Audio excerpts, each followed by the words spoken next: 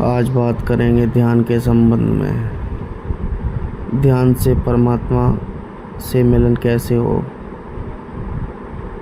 जो ईश्वर है उनकी केवल हमने कल्पना ही की है। मंदिर में, मस्जिद में, गुरुद्वारा, चर्च वगैरह में खोजने की कोशिश की है।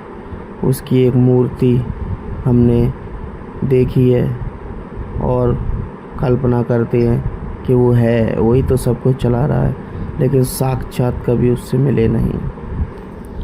उससे मिलन, उसको देखना, उसको समझना, उसको महसूस करना कैसा हो सकता है, उसके लिए आपका थोड़ा प्रयास ज़रूरी है। क्योंकि प्रभु तो आपसे मिलने के लिए तत्पर हैं। वो तो किसी को भी मिल जाए। घड़े में पानी भरे कैसे? घड़ा अगर उल्टा ही रखा रहेगा तो घड़े में पानी भरने का सवाल ही नहीं उठता है। अगर घड़े को सीधा रखोगे और उसका ढक्कन खोल कर रखोगे तभी तो बरसात का पानी घड़े में भर सकेगा। इसी प्रकार बरसात तो हमेशा से ही होती रही है और होती रहेगी, लेकिन वह बरसात का मज़ा तुम्हें कैसे प्राप्त हो, इसके लिए शुरुआती स्टेज है ध्यान। ध्यान है जागरूकता।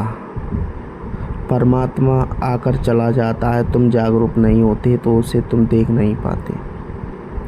इसीलिए ध्यान को कई साधु संतों ने बताया है कि ध्यान करना, ध्यान में हम कुछ पा सकते हैं। लेकिन ध्यान क्या है? अगर हम आलती पालती मार कर बैठ गए, ध्यान करने लगे, कुछ देखने लगे, कुछ मनने लगे, तो क्या वो ध्यान है? वो एक प्रयास है। आप जीवन में कुछ भी पाने के लिए, कुछ भी करने के लिए वह प्रयास करते हैं। धन अर्जित करने के लिए एक प्रयास करते हैं, नौकरी पाने के लिए एक प्रयास करते हैं। वैसे ही आप ध्यान पाने के लिए एक प्रयास करने लगे तो वो प्रयास क्या ध्यान हो गया? ध्यान तो होश है। केवल कुछ ना करना ध्यान हो सकता है कि जब तुम कुछ ना करो तब आप एक गहराई में चले जाओ, आप एक अपने भीतर की ध्वनि सुनने लगो, तो ध्यान उसे कह सकते हैं। क्योंकि ध्यान स्वतः घटता है, हमारे करने से कुछ नहीं होता है। कर तो केवल इतना ही सकते हैं कि हम शांत बैठ सकते हैं, हम कुछ ना सोचें, हम धीरे धीरे अपनी सांसों पर ध्यान दे सकते हैं। धीरे धीरे धीरे सांसों पर ध्यान देते देते सब कुछ खो जाए तो ध्यान घटेगा। एक अलौकिक शांति तुम्हें महसूस होगी। वह शांति परमात्मा की लाख करोड़ों दूर की ध्वनि है। वह शांति बड़ी ही अचंभित कर जाने वाली होगी, क्योंकि तुमने जीवन में कभी भी शांति को चखा ही नहीं है। अशांति में दौड़ते रहे हो, लेकिन शांति की चाह सभी करते हैं। उस अमृत के स्वाद को अभी तुमने चखा ही नहीं है, इसीलिए उसका तुम्हें अनुभव नहीं है।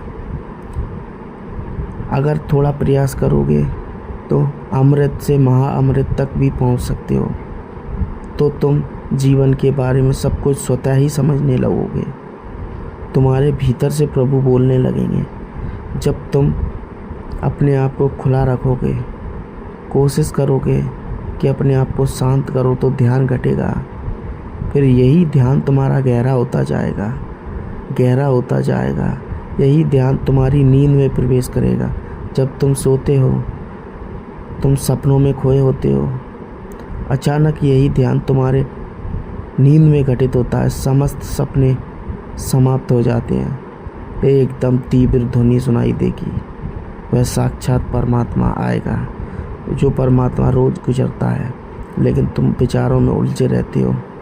उसे परखने में, उसे महसूस करने में तुमसे चूक हो जाती है।